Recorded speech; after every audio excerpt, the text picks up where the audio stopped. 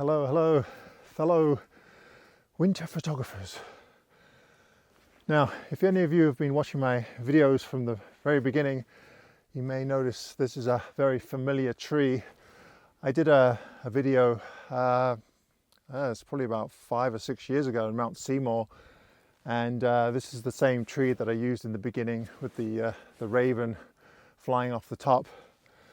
So I thought I'd come up here again and try my luck out. It's just gorgeous up here. The only problem is that there's no light. It's so flat up here. It started off really well. Down in the parking lot, it was a little bit cloudy, but didn't look too bad. And then as I got higher and higher, just started to get more and more socked in. It's just too bad because it's just, geez, these trees are just fantastic. You'll see that because it's so wet on the west coast here, we get really wet snow. So when it snows up here, it just plasters these trees and just sticks right on them. It's amazing that these branches could hold this much weight. Pretty harsh conditions for these trees to live in, but make fantastic photographs. Right, let's see what I can find up here. I'm not terribly optimistic that I'm going to get anything great, but it's just too good to pass up. Right, clouds are breaking. It's so foggy up here. So I'm going to try and photograph these trees actually that I was just standing underneath, because this has such a beautiful shape to them. Now it is trying to clear, but I only have maybe an hour at most, and then I'm going to hike back down again. So I think what I'm going to do is I might spend the night in the parking lot and then try and get up early, because it's supposed to be nice tomorrow morning. See, the problem with Mt Seymour is that they have a gate, and you can't go through the gate until I think it's 7 o'clock. So it doesn't give you much time to drive up to the parking lot, and then it's a good hour's hike up to the summit here. So by the time you get here, the light's all finished. So I think I might just park in the parking lot and then try and get up early. And I don't know if I'll hike up to here. This is the second summit, and it's a bit of a slog, to be honest with you. I'm not in the greatest shape right now. But it's just so surreal up here, but it's just so hard to capture in this light.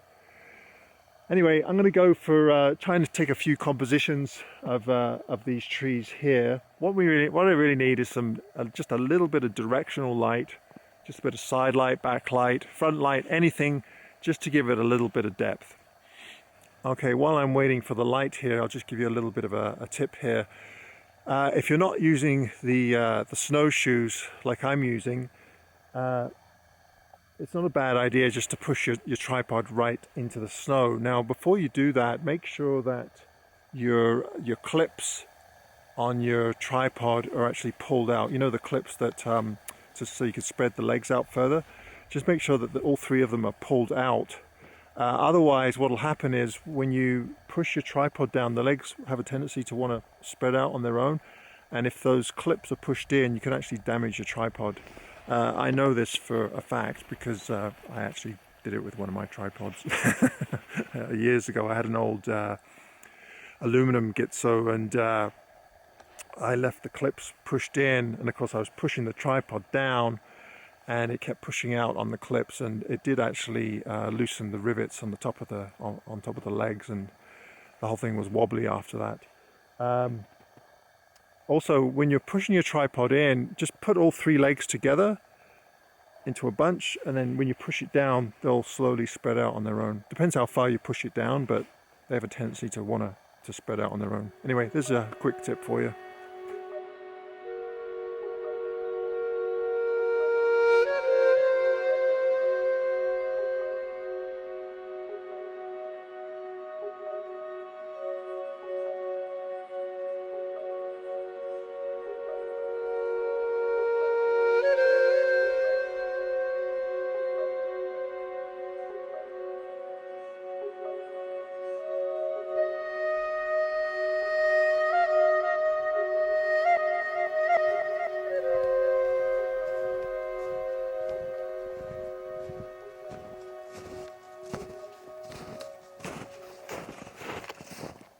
All right, it doesn't look like the light's going to happen, so I think I better start heading down. It's what time is it now?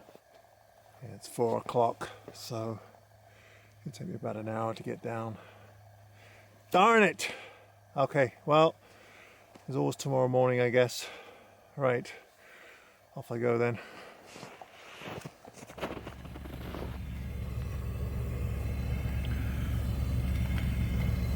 Good morning, fellow winter campers.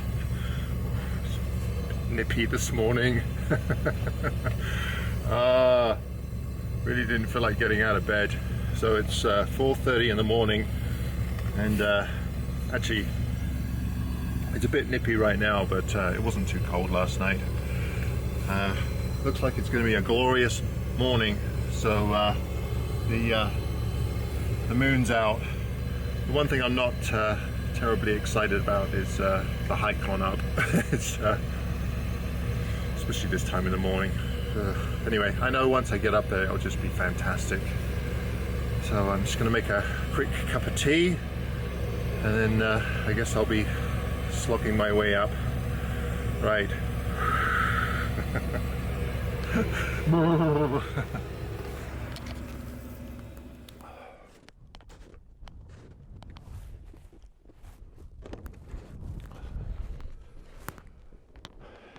Made it. Well, I wasn't going to come to the second summit, but I decided to come up here again because I've never photographed sunrise from this spot. So as you can see, it's cleared up nicely. That's where the red sky is. That's Mount Baker, and you can't quite see it from the camera there, but you can see Mount Rainier this morning. Oh, it's just gorgeous up here. My only complaint is that there's been a lot of people up here, so a lot of it's tracked out.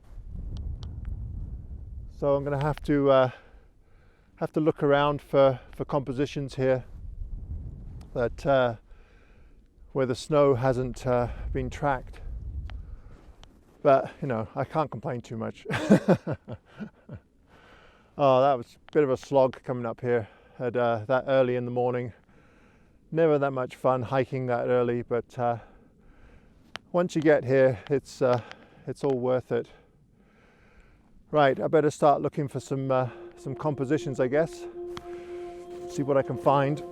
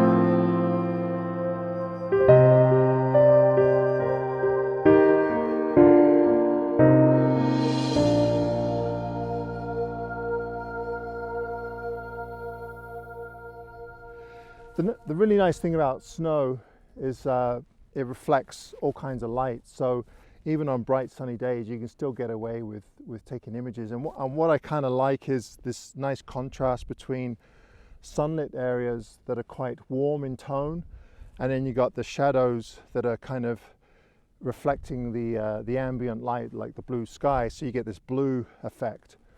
And I found a composition here that it might work. I'm not sure.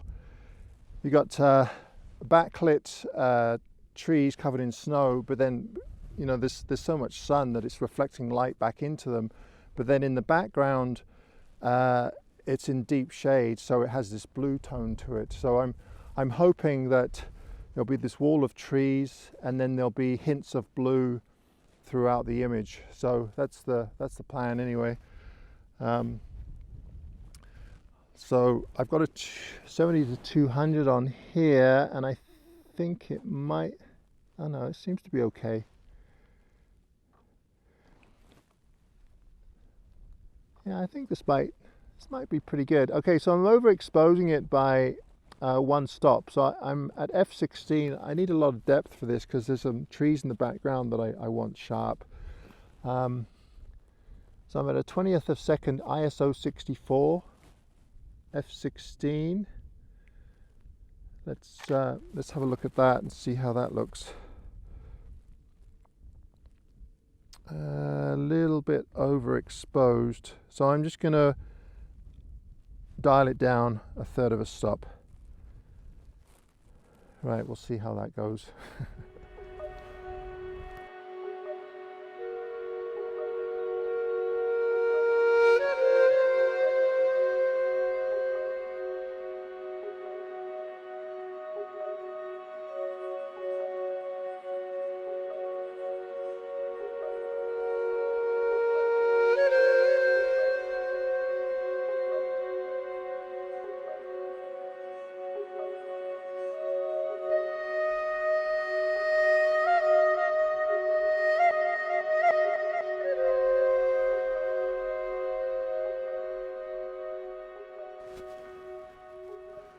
Okay, now the light is getting pretty harsh here, but like I said before, the snow is so white that it reflects light, so even in the shadows it's going to be opened up by reflected light.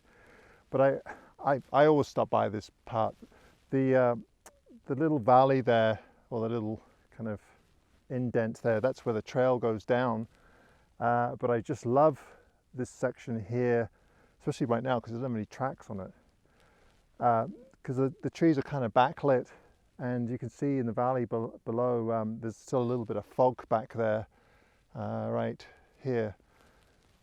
So now there are tracks on the far ridge, but I could probably just clone those out.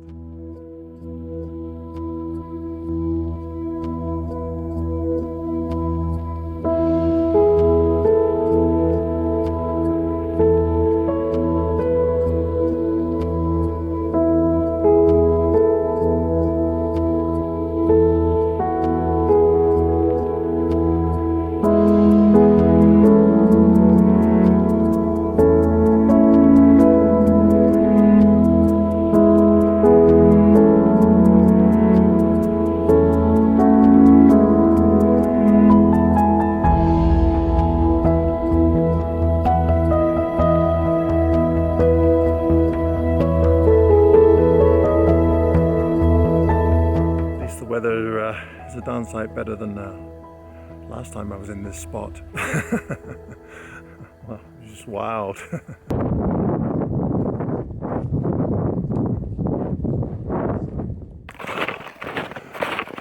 Wow, it's really warmed up considerably. Wow. Oof. Of course I didn't bring sunglasses or sunscreen. You can see even on the trees the snow's melting pretty quick. So I probably won't come up here for a little while until we get another good dump of snow, get rid of some of these tracks, and also cover the trees with a nice coating of snow. I've come up here when the trees aren't covered, and it's hard because these trees are so black and dark. So the contrast between the snow and the trees, it just doesn't work very well. So they have to be well, in my mind, they have to be covered in snow to really get the full effect. What a beautiful day. It's supposed to be nice for the next 3 or 4 days. Anyway, time for a cup of tea. Right, onward. Alright, I'm halfway down. Now this is called Brockton Point. It's kind of the halfway mark. And you can see just behind me here, that's the first summit. And then the summit I was on this morning is just behind that. And just over here is the top of the ski lift. I mean, you could take a lift up, but the problem is that, you know, who wants to spend $60 just for one lift ride? I mean, if you're skiing here for the day, then it might be okay, but anyway, to get to the summit, it's still quite a ways. So I just hike up. Good exercise anyway. Right, next stop will be the car and a cup of tea. Oh, I can taste that tea now. Made it. Right, oh dear, it's 11:45. You know, I hadn't actually planned to come up to Mount Seymour. I was actually on my way to the ferry. I have a presentation that I'm doing tonight, so I have to catch well, there's a ferry at 12:30. I might catch, if not, the 3 o'clock, but I have to be there by 5 or 6, so otherwise the Nanaimo Photographic Society won't be very happy with me. Anyway, that was a fantastic morning.